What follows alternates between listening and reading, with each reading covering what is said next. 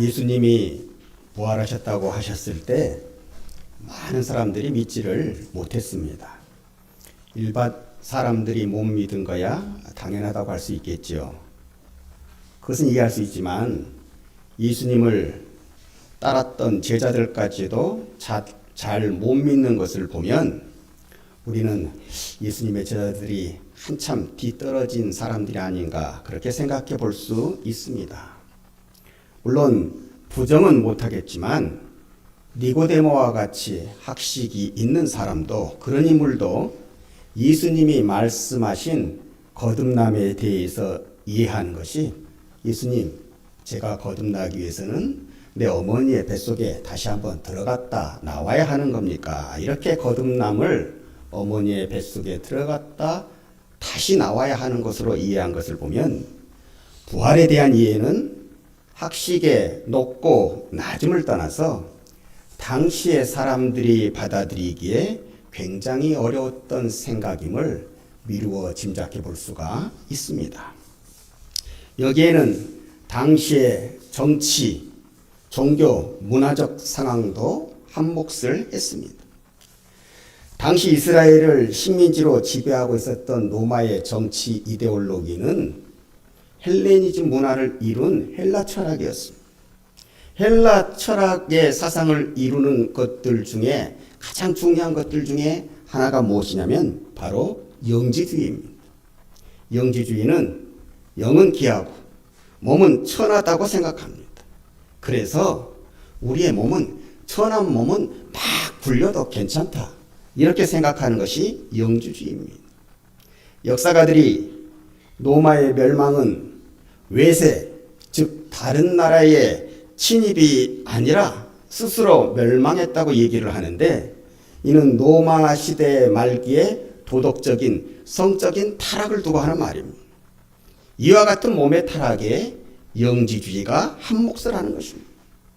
이 영지주의는 로마의 멸망 이후에도 살아남아서 지속적으로 기독교의 부활 신앙과 대립을 하게 되는 것입니다. 또한 놀랍게도 유대인들 안에서도 부활을 못 믿게 하는 요소가 있었습니다. 당시 유대인의 지배계층이라고 할 수 있는 사두개파와 바리새파는 본래 가까운 사이가 아닙니다.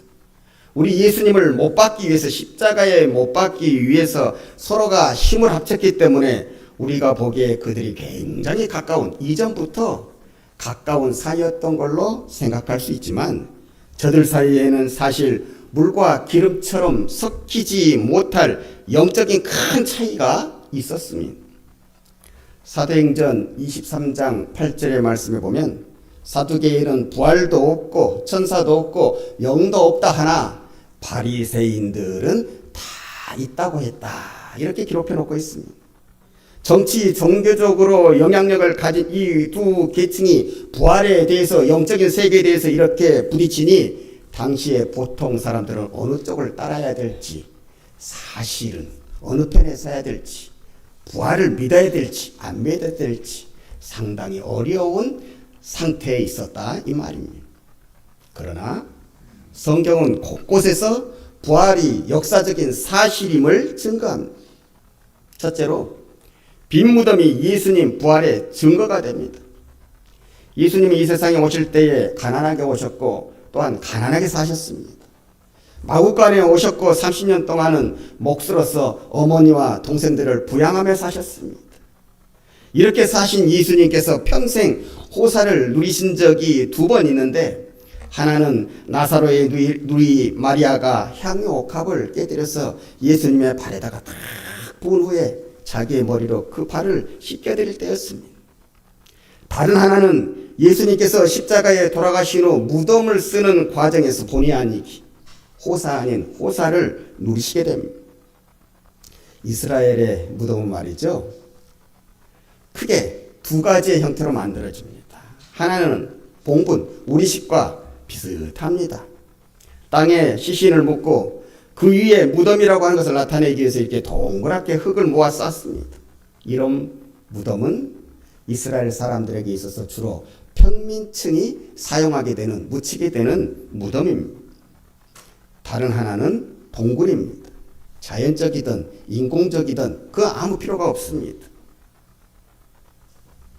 봉분, 흙으로 쌓은 무덤은 자연재해나 들짐승에 의해서 유실된 위험이 큰데 반하여서 동굴 무덤은 그럴 위험이 적습니다. 다만 비싸다고 하는 특징이 있습니다. 그래서 평민들은 이 동굴 무덤을 소유하기가 어려웠습니다. 부자들이 자신들이 죽은 후에 사용하려고 생전에 이런 동굴 무덤들을 많이 마련해 두었습니다. 그런데 이 동굴 무덤을 아리마대 사람 요셉이라고 하는 사람이 예수님을 위해 바칩니다. 총독 빌라도 앞에 딱 나가가지고요. 그것도 당당하게 내가 예수님의 시신을 수습할 터이니 그 시신을 내게 내어주십시오. 빌라도는 놀라면서도 이렇게 순순하게 이 아리마대 사람 요셉의 요청에 응하게 되는데, 이것을 보게 되면은 당시 이 아리마대 사람 요셉이라고 하는 것이 정치, 사회적으로 굉장한 영향력을 가진 사람이라고 하는 것을 우리가 깨달을 수가 있습니다. 이렇게 해서 우리 예수님이 부자들만이 묻힌다고 하는 동굴 무덤에 안장되게 되는데, 이것이 부활의 확실한 증거로 또한 작용되게 됩니다. 오늘 본문 말씀 1절에 보니까 일단의 여자들이 예수님이 묻히신 무덤 앞으로 간 거예요. 만날 수 있을 것이라고 생각해서 간 것 같지는 않습니다. 다만 가만히 있을 수 없어서 가야만 했습니다. 간다고 해서 무덤을 지키라고 엄중히 명령을 받은 경비병들이 이 힘없는 여인들의 요청을 들어줄 리 만무요. 또 행여 들어준다고 하더라도 그 누가 동굴 입구를 막고 있는 큰 돌을 치울 수 있단 말입니다. 가도 잘 만날 수 없는 것은 사실이겠지만은, 그러나 가만히 있을 수 없어서 사모하는 마음에, 애끓는 마음에 무덤 앞에 아니 갈 수 없었는데 웬걸이요. 무덤 앞에 가보니까 무덤 앞을 지키는 경비병들은 다 쓰러져 있고 입구에 돌마저도 깨끗이 굴려져서 치워져 있는 것 아니겠습니까? 무섭고 떨리는 마음에 들어가서 자신들이 보고자 하는 예수님의 시신을 찾고자 하는데, 보고자 하는데 찾을 수가 없고 볼 수가 없었습니다. 이때에 천사들이 나타나서 예수님의 부활을 알려줍니다. 오늘 4절 말씀에 찬란한 옷을 입은 두 사람이, 다른 성경 말씀에는 천사 두 분이라고 이렇게 기록되어 있습니다. 그들이 나타나서 왜 산 사람을 죽은 자 가운데서 찾느냐, 여기 계시지 않고 살아나셨느니라, 세상에서 너희와 함께 계실 때 하신 말씀들을 기억하라, 이렇게 예수님의 부활에 대해서 알려주셨습니다. 이때로부터 빈 무덤은 예수님 부활의 큰 증거가 되는 것입니다. 사랑하는 여러분, 세상에는 많은 종교가 있고 또 그 종교를 만들었다고 하는 창시자들도 있는데, 그들의 하나 같은 공통점이 무엇이냐면은 다들 예수님 빼고는 무덤을 갖고 있다는 사실입니다. 공자도 무덤이 있고요, 석가모니도 다 무덤이 있습니다. 또 그들이 묻혔다는 그곳은 이제는 사람들이 많이 찾아가서 경배함으로 성지라고 불리기도 합니다. 그러나 우리 예수님에게는 그런 성지가 없습니다. 무덤이라고 하는 성지가 없습니다. 예수님은 무덤조차도 없어서 훨씬 초라한 모습으로 비춰지기도 하지만은 오히려 이 무덤의 없음이 예수님의 부활의 더 큰 증거가 된다고 하는 사실을 우리는 깨달아야 할 것입니다. 그렇지 않습니까? 무덤이 있다고 하는 것은 죽어서 거기에 묻혔다고 하는 것의 증거로 사용되는 것 아니겠습니까? 우리 예수님에게 무덤이 없다고 하는 것은, 아니 빈 무덤이 됐다고 하는 것은 오히려 이처럼 예수님 부활의 큰 증거로 우리에게 다가오는 것입니다. 둘째로, 목격자들의 증언이 우리 예수님의 부활을 증거하게 됩니다. 예수님께서는 부활하신 후에 많은 사람들을 만나셨습니다. 부활하신 예수님이 한두 명, 즉시 살아계실 때에, 공생의 생활하실 때에 자기하고 가까웠던 몇 사람만을 만나고 하늘나라로 승천하신 것이라고 한다면, 사람의 만난 숫자가 부족한다고 한다면 예수님의 부활을 두고 믿을 수 있네 없네 논쟁의 여지가 될 수 있겠지만, 부활하신 예수님을 목격한 사람들은 수백 명이 넘습니다. 오늘 본문 말씀에 나오는 여인들을 위시해서 막달라 마리아, 요한나, 그리고 야고보의 어머니, 그리고 다른 여인들, 이분들을 다 만나주셨고요. 그 후에는 11제자도 만나주셨고요. 또 얼마 지나지 않아서는 500여 명의 제자들도 일시에 만나주셨습니다. 한두 명도 아닌 수백 명의 목격자라 증언하는데 어찌 이것을 두고 거짓이라 할 수 있겠습니까? 이토록이나 사실 부활의 증거는 찾으려고 하면은 차고 넘치는 것입니다. 우리가 오늘 찬송 후에 부를 찬송가 가사에 보면은요, 이미 얻은 증거대로 늘 믿으며, 예수님이 부활하신 증거를 역사적으로 찾으려고 한다면은 너무나 많은 것입니다. 마지막으로 계속해서 쌓여져가는 시간, 이 역사가 예수님의 부활의 증거로 작용한다는 사실. 예수님의 부활을 목격하는 사람들은 가만히 있지 못했습니다. 그 마음이 뜨거워지기 시작했습니다. 그래서 예수님의 부활을 적극적으로 전하기 시작합니다. 예수께서 부활하셨습니다. 예수님께서 다시 살아나셨습니다. 그가 생전에 말씀하신 대로 죽은 지 사흘 만에 부활하시고 다시 오신다고 우리에게 말씀해 주셨습니다. 그를 믿는 자에게는 제사함의 권세가 임하고 우리는 구원을 받고 하나님의 나라 천국에 들어가게 되는 것입니다. 우리가 이 일의 진정한 증인들입니다. 이렇게 복음을 전하게 되는데 어찌 이 과정이 평탄하기만 했겠습니까? 순탄하기만 했겠습니까? 예수님을 죽인 사람들, 십자가에 매단 사람들, 대제사장들, 서기관들, 사두개파들, 바리새인들, 그 당시에 가장 힘 있는 사람들 아닙니까? 우리 예수님의 부활 사실을 은폐하려고 얼마나 노력합니까? 돈이면 돈, 권력이면 권력, 자신들이 동원할 수 있는 모든 능력을 다 사용해서 우리 예수님의 부활이 거짓임을 증명하려고 했던 사람들이 바로 그런 사람들이었습니다. 이런 사람들이 자신들의 총 능력을 동원할 정도가 되면 부활이 아무리 역사적 사실이라고 해도 역사에서 사라질 법한 한데 사라지질 않았습니다. 이 사라지지 않는 부활신앙의 존재가 예수님 부활의 증거가 또 안 되는 것입니다. 여러분, 사람이든 사상이든 시간이 지나면 다 퇴색하게 마련입니다. 희미해지고 잊혀지게 마련입니다. 그러나 예수님의 부활만큼은 2000년이 지나도 퇴색하기는커녕 희미해지기는커녕 더욱더 도드라지고 분명해지는 것입니다.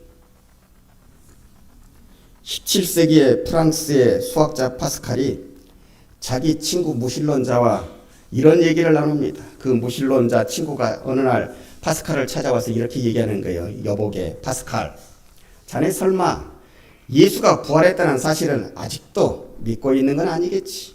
요즘과 같이 학문도 발달하고 기술도 발달하고 문화도 발달하고 과학도 발전하는 이 시대에 사람이 어찌 부활한다고 생각하는 것이 가당키나 하겠는가? 만일 예수가 부활했다고 한다면 그것은 예수님께서 다시 사신 것이 아니라, 그것은 예수님께서 다시 일어나신 것이 아니라, 예수님께서 부활하신 것이 아니라, 그것은 예수님을 추종하는 사람들의 망상이나 아니면 그들이 조작해낸 그런 일들에 불과한 것이라고. 이 말을 들은 파스칼이 빙그레 웃으면서 대려 이렇게 묻습니다. 이복의 친구, 만약 예수님의 부활이 사실이 아니라고 한다면, 누군가의 망상이나 조작이라면 얼마 지나지 않아서 그 거짓들이 다 들통이 나지 않겠나? 그런데 무려 1700여 년에 가깝도록 예수님의 부활이 사라지지 않냐고 계속해서 믿어주고 있다고 하는 건 오히려 그 부활이 사실이기 때문이라네. 똑똑한 자네가 오히려 이 이치를 생각하지 못하니 내가 참으로 안타깝다네. 이 질문, 이 대답 앞에 그 친구는 말문이 막혀서 얼굴이 붉어지고 말았습니다. 여러분, 그렇지 않습니까? 예수님의 부활이 거짓이었다면 오늘날 우리에게까지 전해질 수가 없는 것입니다. 어느 시점, 어느 역사의 중간에 그것은 다 사라지게 되어 있는 것입니다. 세월이 그리 만만치가 않습니다. 역사가 그렇게 호락호락하지 않습니다. 그래서 세월이 흐르면 진실은 진실로, 거짓은 거짓으로 다 드러난다고, 판명된다고 우리가 얘기하지 않습니까? 역사에 수많은 독재자들이 있어.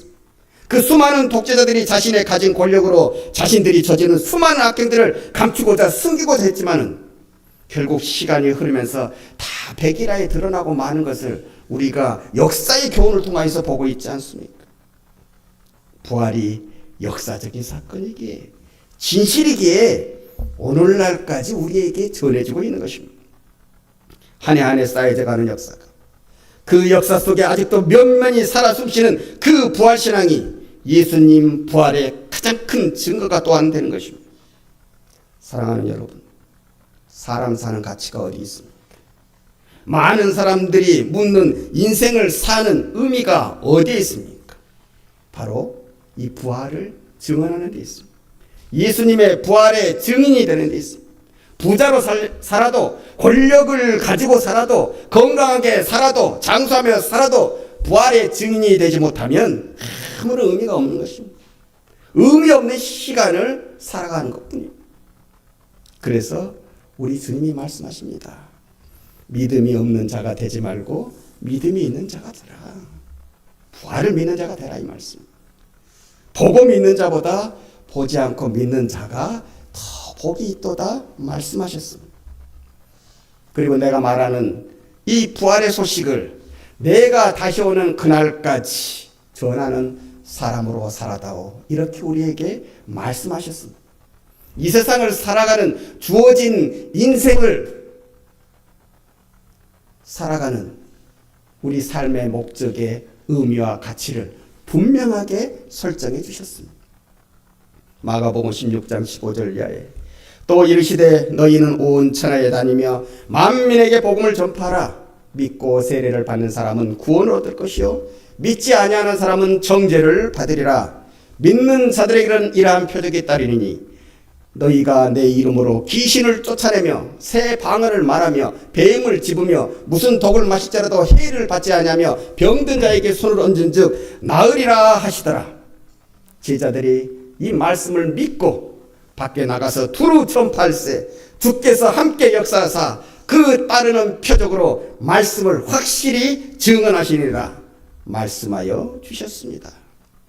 우리가 이 부활의 증인 되어서 살아계신 주님께서, 부활하신 주님께서 우리와 함께 해주신 것입니다. 살아계신 주님이, 부활하신 주님이 우리와 함께 해주실 때 우리에게는 두려움이 사라집니다. 우리의 소원을 만족해 하시는 것입니다. 우리의 소원을 만족해 하심으로 우리에게 이 세상을 살아가면서 부활의 능력으로만 체험할 수 있는 많은 표적과 이적들도 우리 한 사람 한 사람의 삶 가운데에 나타나게 하시는 것입니다. 우리 사랑하는 믿음의 식구들이 이렇게 우리 전 인생을 통하여서 살아계신 우리 주 예수님의 그 부활의 능력을 나타내며 살아가시는 그런 성숙한 축복받은 믿음의 식구가 되어주시기를 주님의 이름으로 간절히 축원합니다.